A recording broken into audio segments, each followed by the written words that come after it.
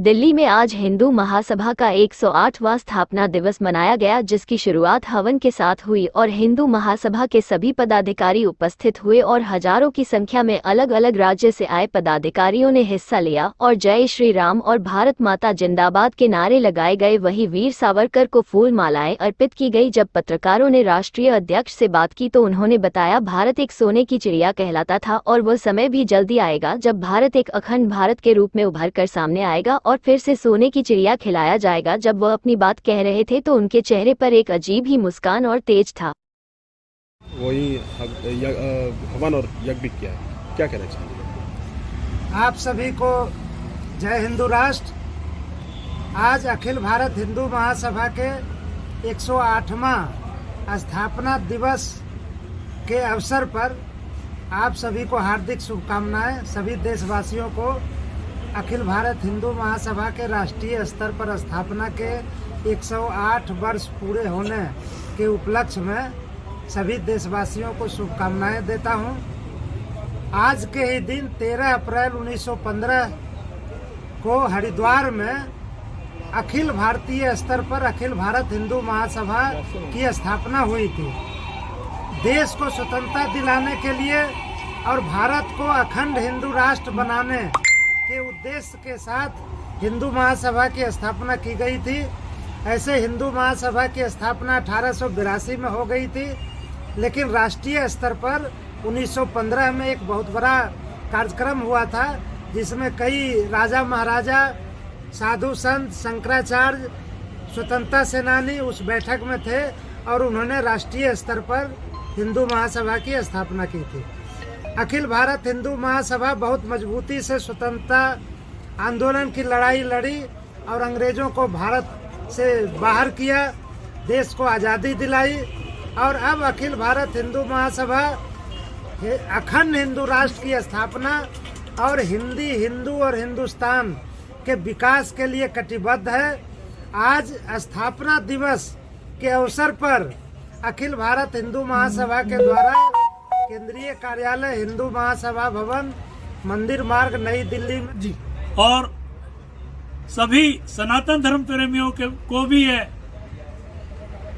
ये आशा रखता हूं और उनसे अनुरोध करता हूं कि उनमें सद्बुद्धि आए और वे सनातन धर्म के लिए काम करें, सनातनी बने और सनातन धर्म को आगे बढ़ाएं। सर, जिस तरीके से अभी पिछले 6 तारीख को देखा है, जो जुलूस निकले हनुमान जयंती पर, जगह जगह में पथराव हुए, चाहे मैं बिहार की बात करूं, चाहे मैं दिल्ली की बात करूं, अन्य राज्यों में भी पथराव होते हैं।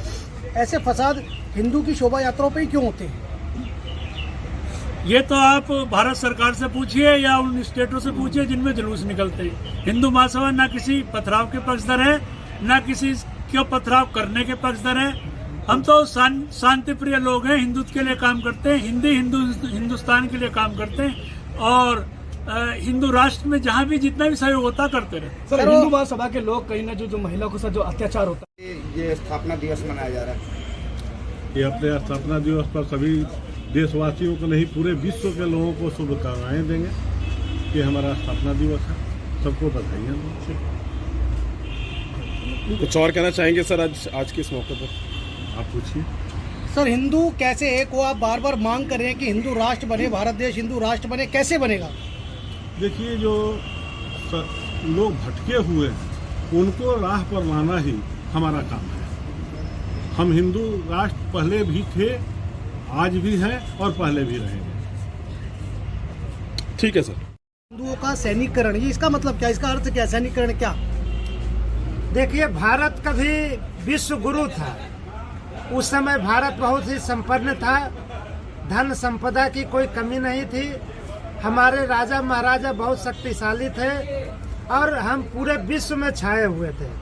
एक समय का जो अखंड हिंदू राष्ट्र था उसमें रूस भी शामिल था, चीन था, इंडोनेशिया था, पाकिस्तान, बांग्लादेश तो था ही था, नेपाल, भूटान, श्रीलंका, ईरान, इराक, ये जो पूरा इतना बड़ा क्षेत्र था वह सब हिंदू राष्ट्र भारत का हिस्सा था और भारत धीरे धीरे कमजोर होता गया और अलग अलग क्षेत्र इससे अलग अलग होते गए और अलग अलग देश बनता गया। इसलिए फिर से उन सभी देशों को, राज्यों को और क्षेत्रों को भारत में शामिल करने के लिए एक मजबूत सेना की आवश्यकता है और भारत की सेना मजबूत हो, इसके लिए हम लोग हिंदुओं का आह्वान करते हैं कि हिंदू ज़्यादा से ज़्यादा संख्या में सैनिक बने। जो देश का सैनिक है, जो देश की सेना है, उसमें ज़्यादा से ज़्यादा युवा शामिल हो, हमारी सेना मजबूत हो, हमारी सेना का आधुनिकीकरण हो, आधुनिक हथियार हमारी सेना के पास हो और एक बार फिर से सब अलग हुए भूभाग को एक साथ करके फिर से हम लोग अखंड हिंदू राष्ट्र की स्थापना करें और फिर से विश्व गुरु बने। यही हिंदुओं के सैनिकीकरण और सैनिकों के आधुनिकीकरण का यही अभिप्राय है।